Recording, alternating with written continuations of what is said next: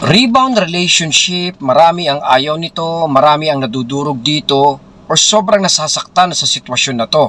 Pero alam nyo ba, in most cases, ito mismo ang makakatulong sa'yo. Kung gusto mo ma-achieve yung ex mo pabalik sa'yo at talagang magstay sa'yo forever mga utol, alam nyo ba na yung rebound ang mismong tutulong para mangyari ito? In some cases na na-handle ko po dito sa ating coaching session, ay kadalasan yung mismong rebound ang nagpaparealize doon sa mga taong nawala sa atin kung ano yung halaga. Kasi alam naman po natin hindi matibay ang pundasyon ng isang rebound relationship at ito po kadalasan ay ginagamit nga lang po bilang panakip butas. Mga panahon na tatakbo ang rebound relationship pero alam naman po natin na may malalim pang attachment. Nasasabi ko nga po sa mga coaching ko na imposibleng mangyari na ito po ay maging replacement or even mahalin ng ex mo mga utol dahil nga po hindi pa po siya emotionally free.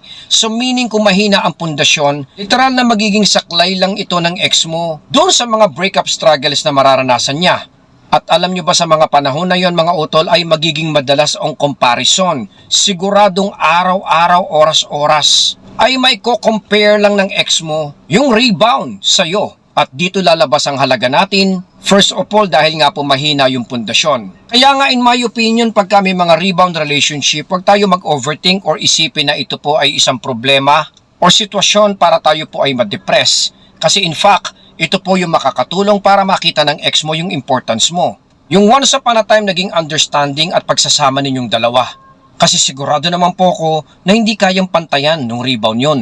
Kaya pagka may rebound na nangyari sa inyong dalawa, hindi ka dapat ma-depress agad-agad. Isipin mo na pwedeng maging rason or pagkakataon nito mga utol para ma-realize niya talaga yung worth mo. At alam niyo ba usually, yun ang nangyayari.